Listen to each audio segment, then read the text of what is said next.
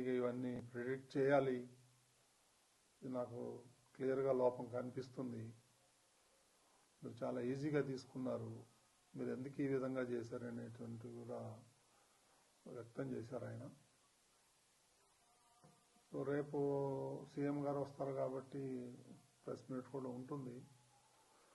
ఇంకా రేపే సీఎం గారే వీటన్నిటికీ అడ్రస్ చేస్తాడని అనుకుంటున్నాను కదా. చేసేదంతా కూడా అధికారులే కదా, ఇంకెవరికి బాధ్యత ఉంటుంది. ముందర రోజు నిన్న కూడా నేను మీటింగ్ కాల్ఫర్ చేశాను అధికారులతో. ఏం చేస్తున్నారు ఏంటి నేను అడగటం కూడా జరిగింది. చాలా ఈజీగా తీసుకోవద్దండి మీరు, నాకు ఇన్ఫర్మేషన్ ఉంది గొడవలు జరుగుతాయేమో అని. అందుకని నేను ఈరోజు మార్నింగ్ కూడా ప్రెస్ మీట్లో అదే చెప్పాను. తిరుమలకి రానివ్వరేమో, దర్శనాలు కావేమో అనేటువంటి రూమర్ బాగా సోషల్ మీడియాలో స్ప్రెడ్ చేశారు. అందుకే నేను మార్నింగ్ కూడా దాన్ని ఖండించాను నేను మీ అందరి ముందరే.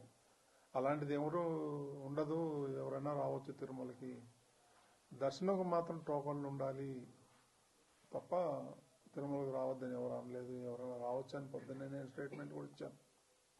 నాకు తెలుసు ఏ గొడవ అవుతుందేమో అనే నాలో అనుమానం ఉంది. నేను అధికారుల దగ్గర కూడా వ్యక్తం చేశాను. ఎస్పీ దగ్గర కూడా నేను టెంపుల్లో కనిపిస్తే చెప్పాను, మీరు ఆషామాషిగా తీసుకోవద్దండి, దీన్ని జాగ్రత్తగా చేయండి. అప్పుడు అన్నారు వాళ్ళు 5,000 మంది పోలీసులను పెడుతున్నామండి, మేము చూసుకుంటామండి, అది ఇది అని అన్నారు నాతో. ఇది దురదృష్టకరం. ఇప్పుడు ఎవరిని మనం నిందించలేము, ఒకలా ఇద్దరా అనేది.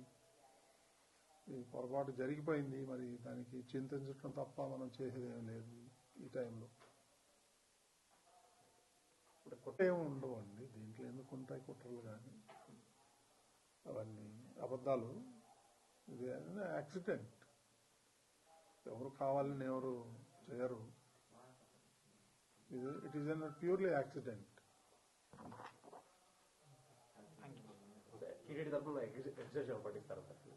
రేపు ముఖ్యమంత్రి గారు ప్రకటిస్తారు. కొంతమంది ఉన్నారు, ఇంకో 20-25 మంది క్యాజువాలిటీ అడ్మిట్ అయ్యారు. రుయా హాస్పిటల్లో కొంతమంది, సిమ్స్ లో కొంతమంది ఉన్నారు.